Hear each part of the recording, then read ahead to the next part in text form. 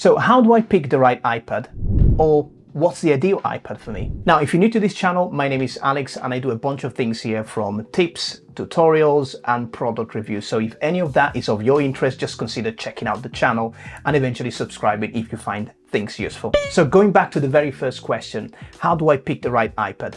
Now, I went through the process of trying to understand what's the ideal iPad for me. And it took me a long time, just because there's so much out there. We've got the iPad, the main iPad, the first iPad that came out, but then we had the mini coming out, then we had the Pro version, and then we had the iPad Air as well. So it just made a ton of confusion for me, understanding exactly what I needed. The real thing that made a massive difference for me was to answer a couple of questions. And the very big question was, what will I use it for?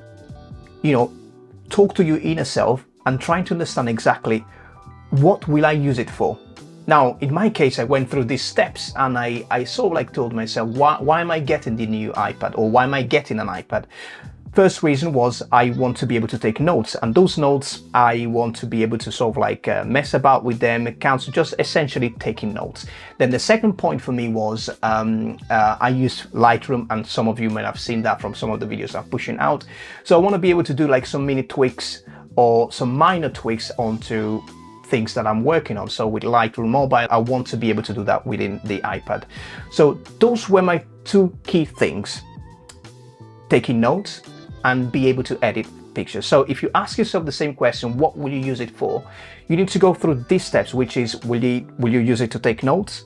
Will you be drawing with it, sketching with it? Will you be using it as a your main editing tool? So will you be using Final Cut on the main iPad, or will you just use it as your main computer? I think once you start understanding or having a clear idea of where you're going with that, I think the second big question is, do you really need the latest version?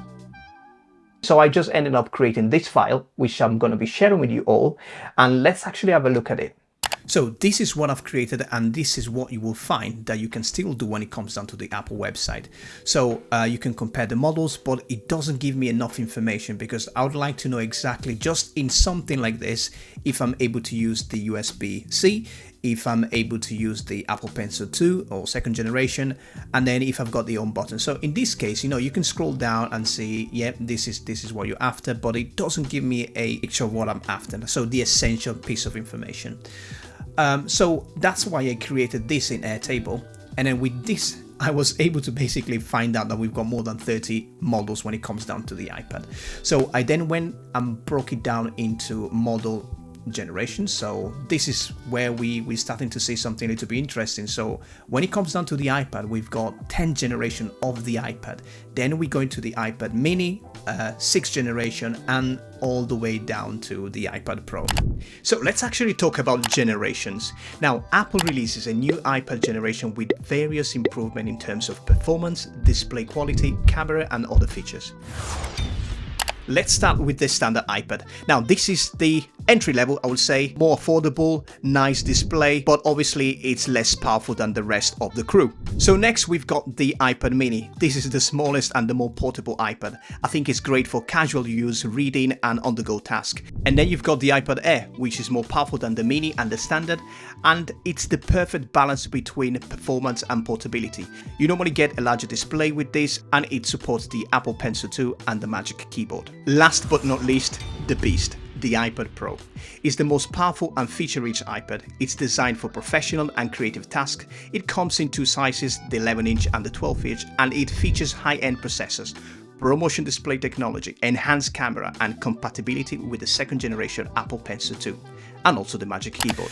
I went and make things a little bit simple and easier, so I'm going to link anyway this in the description below, and you will probably need an Airtable account, which is free anyway.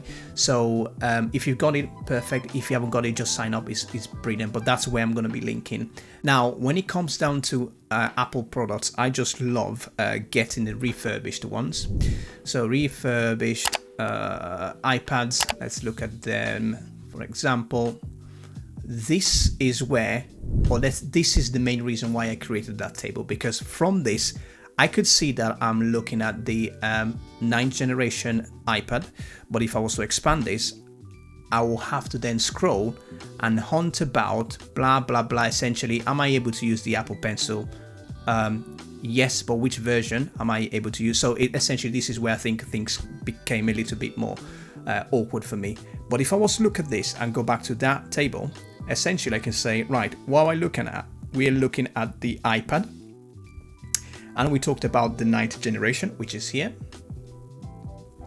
There we go.